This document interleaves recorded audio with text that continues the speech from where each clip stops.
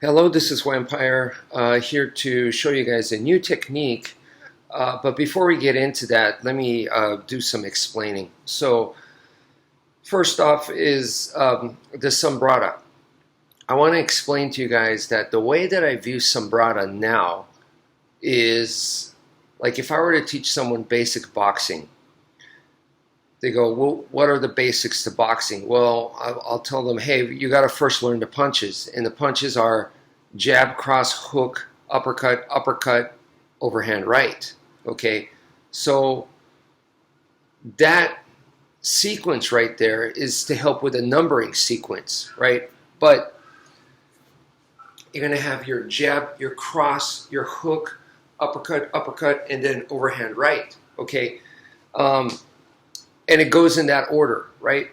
That's a sequence. That is there just for beginners, and that's there just to learn it at first, okay? No boxer practices that way. So in other words, person has a focus mitts, and then the boxer goes jab, cross, hook, uppercut, uppercut, overhand. And then again, jab, cross, hook, uppercut, uppercut, overhand. Nobody does that, right? It's going to be like jab, jab, cross, jab, jab, hook, hook, cross, hook. You know, it's going to be stuff like that. So doing the Sumbrada to me is like doing jab, cross, hook, uppercut, uppercut, overhand. Jab, cross. It's like doing that over and over again. And like I said, no boxer does that. So it doesn't make sense to me. The Sumbrada is there as like we put in, these are the techniques you should be working on, so we put it into one compiled list for you. But if you want to use those techniques, you take it apart and you practice it separately, individually, you know, or make your own combos like in boxing, you know, but you don't follow that sequence. In this case is not important. In angles of attack, sequences can be important. But for the Sumbrada, I say no.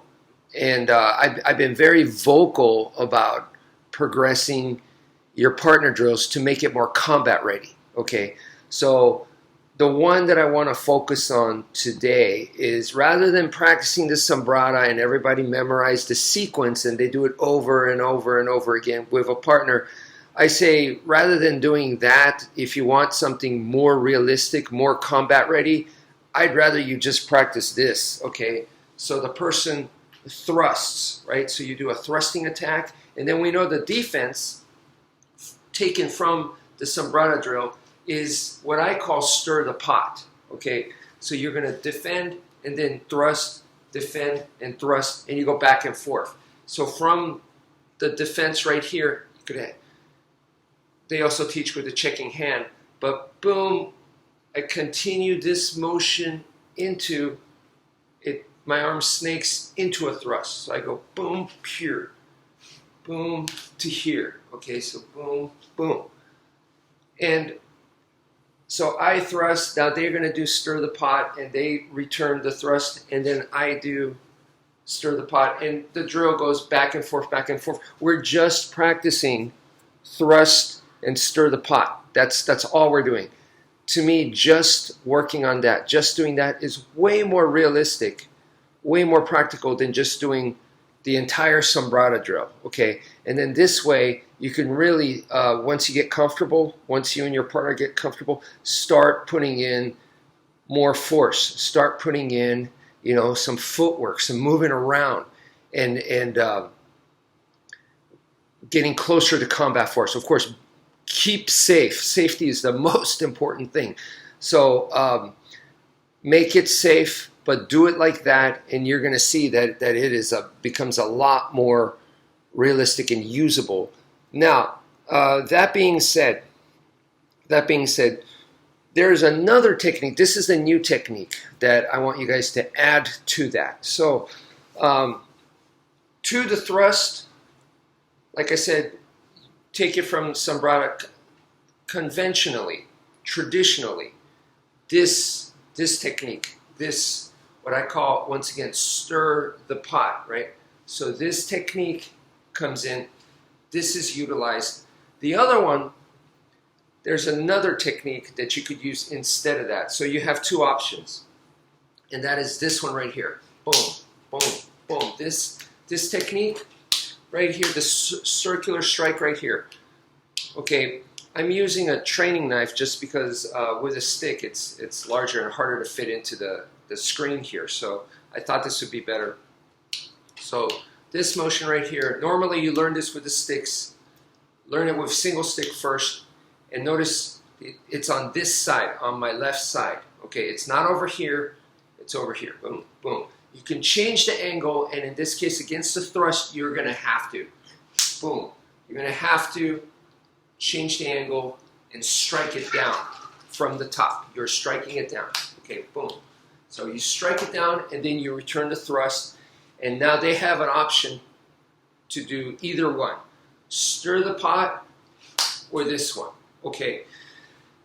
Now, the reason why I'm presenting this one, and in combat, I don't like options, because options can make things too complex. I don't want to be thinking. I just want to do one plan, and hopefully that's the best one, and stick with that. You know what I mean? That I don't want a whole bunch of options where I'm going to get confused. The reason why I'm presenting this is because between stir the pot and this one, I would say stir the pot. Okay, if you have a choice, stir the pot. But the reason why we're practicing this one is because I find it, in my own personal experience, that it's easier to pull off. Okay, so it doesn't mean that it's a better technique. It just means it's easier to do. Period. That's it. It's not better. It's not more ideal, but it's easier to do, and that goes a long way. Okay, and the reason why I know traditionally this circular motion is not taught for a thrust defense. It's not, right? But the reason why I'm teaching it this way is because I've used it. Okay, so let me go back to college. In my college years, I had a challenge match against a karateka. Sorry, guys, my cat, Mr. Dracula, is going crazy. He's got the zoomies, so he's being super hyper. But anyway, so in my college years, I had a challenge match against a karateka, and that guy, basically what happened was when he threw a side kick, I used this technique. So, of course, we were empty-handed, but it comes from this technique, right? So I used this motion. So he threw a side kick for my ribs, and that's when I, boom, like this. I don't remember if I actually made contact with a hammer fist or it was more my forearm, but I smashed his leg down as hard as I could. So it's defang the snake, or empty hand-wise, it would be a destruction. So I did a destruction technique on him, bam, and it hit him right on the calf. And it ended the match. It really hurt him. Now, there was stuff happened before that. And I do remember that I had to lure him into that side kick. Okay, so if I remember correctly, I threw the side kick first to him. It didn't land, but I think I came very close to making contact on him with the side kick. He didn't expect it. And so he was like, oh, you're in my territory now. I'm a karateka. I do side kicks all the time. Like, okay, so you do that to me? Well, here's mine. Boom! And he gave me his side kick back, and that was a trap. I lured him.